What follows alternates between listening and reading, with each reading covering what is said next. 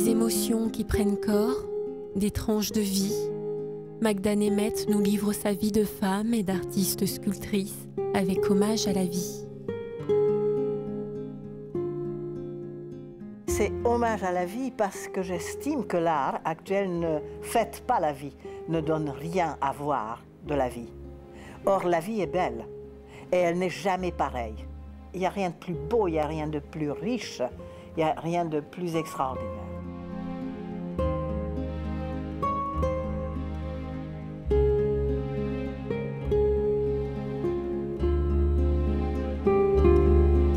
La sculpture se présente à elle dès son plus jeune âge, pour ne plus la quitter.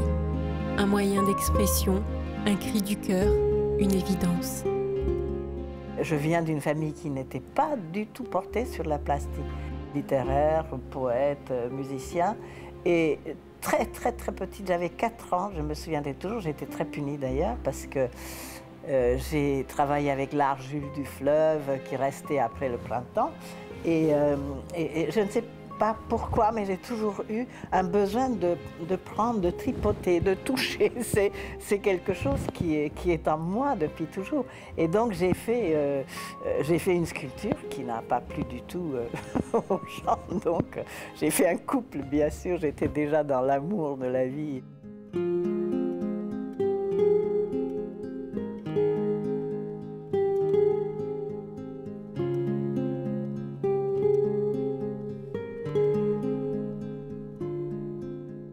Je savais que j'avais quelque chose à dire et je pense que nous sommes tous obligés de faire ce que nous avons à faire dans la vie.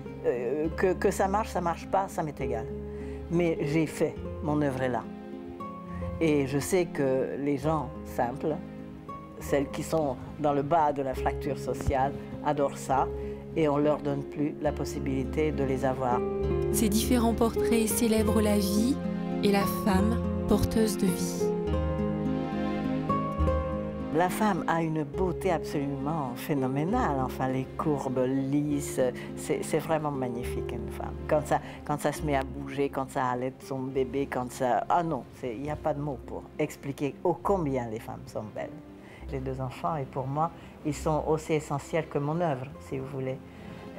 Comme je disais un jour, quand on est venu admirer les œuvres de mon mari et puis que moi je ne pouvais plus travailler puisque j'avais mes bébés, j'ai mis ma fille sur une sellette et puis je dis voilà, mon chef-d'œuvre est là. Et c'est cette opposition entre la liberté d'un homme ou la liberté qu'il prend pour faire son œuvre et nous, notre œuvre n'est pas reconnue. La femme, sa place et sa condition dans la société et le monde l'inspirent toujours. Magda Nemeth médite sur sa prochaine œuvre qui sera consacrée à une philosophie indienne, le Shakti.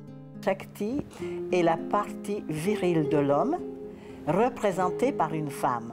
Et c'est pour ça que j'adore la philosophie de l'Inde, parce qu'ils ont cette admiration de la femme. C'est une femme qui représente l'action, alors que nous autres femmes, nous avons toujours été considérées comme passives. Mais moi, comme je suis une femme très énergique et très volontaire et très active, eh bien, je veux faire ce Shakti. Alors, ça va être donc une femme enveloppée peut-être une espèce de voile, et derrière, dans la voile, va apparaître le corps d'un homme qui est en état de lévitation, c'est-à-dire qu'elle traîne le masculin derrière elle. Pour Magda Nemeth, l'art et la vie se mettent à l'unisson pour ne former qu'un hymne à l'amour et un hommage à la vie.